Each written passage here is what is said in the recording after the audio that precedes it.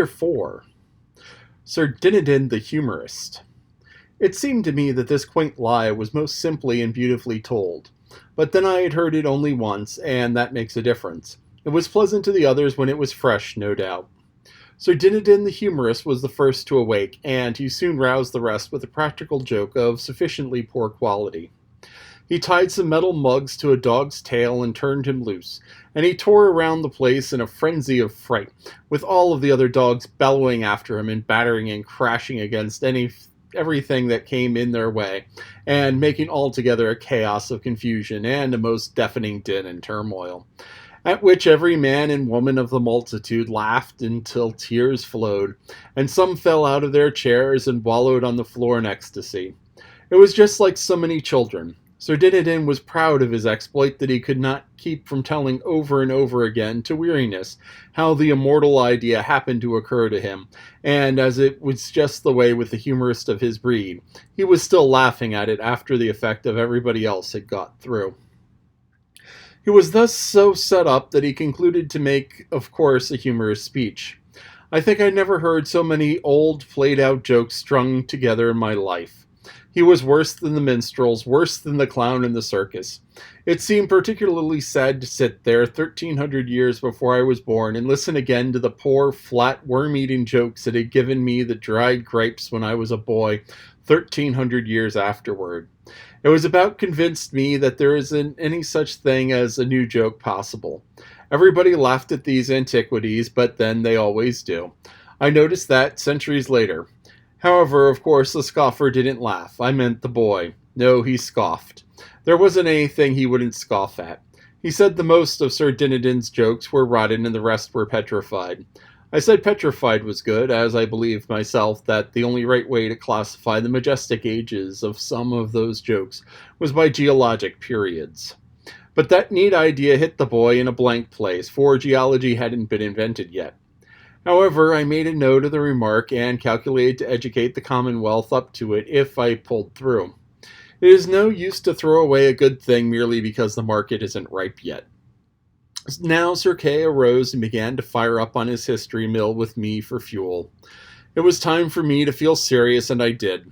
Sir Kay told how he had encountered me in a far land of barbarians who all wore the same ridiculous garb that I did, a garb that was a work of enchantment and intended to make the wearer secure from hurt by human hands. However, he nullified the force of the enchantment by prayer and killed my 13 knights in the 3 hours battle, and taken me prisoner, sparing my life in order that so strange a curiosity as I might be exhibited to the wonders and admiration of the king and the court.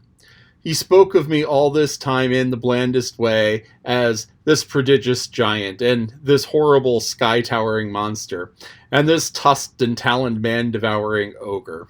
And everybody took in all this bosh in the naivest way, and never smiled or seemed to notice that there was any discrepancy between these watered statistics and me. He said that in trying to escape from him, I sprang onto the top of a tree 200 cubits high with a single bound. But he dislodged me with the stone the size of a cow, which all to brass the most of my bones, and then swore me to appear at Arthur's court for sentence. He ended by condemning me to die at noon on the 21st, and was so little concerned about it that he stopped to yawn before he named the date. I was in a dismal state by this time, indeed. I was hardly enough in my right mind to keep the run of the dispute that sprung up as to how I had better be killed, and the possibility of the killing being doubted by some, because of the enchantment in my clothes. And yet it was nothing but an ordinary suit of $15 slop shops. Still, I was sane enough to notice this detail, to wit, many of the terms used in the most matter-of-fact way by this great assemblage of the first ladies and gentlemen of the land would have made a Comanche blush. Indelicacy is too mild a term to convey the idea. However, I had read Tom Jones and Roderick Random and other books of that kind, and I knew the highest and first ladies of gentlemen in England had remained little or no cleaner in their talk, and in the morals and conduct with such talk implies, clear up to 100 years ago. In fact, clear into our own 19th century. In which century, broadly speaking, the earliest samples of the real lady and real gentleman discoverable in English history, or in European history for that matter, may be said to have made their appearance. Suppose Sir Walter, instead of putting the conversations into the mouths of his characters, had allowed the characters to speak for themselves. We should have had talk from Rebecca and Ivanhoe and the soft Lady Rowena, which would embarrass a tramp in our day. However, to the unconsciously indelicate, all things are delicate. King Arthur's people were not aware that they were indecent, and I had presence of mind not to mention it. They were so troubled by my enchanted clothes that they were mightily relieved at last when old Merlin swept the difficulty away from them with the common sense hint. He asked them why they were so dull. Why didn't it occur to them to strip me? In half a minute I was naked as a pair of tongs. And dear, dear, to think of it, I was the only embarrassed person there. Everybody discussed me and did it unconcernedly, as if I had been a cabbage. Queen Guinevere was as naively interested as the rest, and said that she had never seen anybody with legs just like mine before. It was the only compliment I got, if it was a compliment. Finally, I was carried off in one direction and my perilous clothes in another.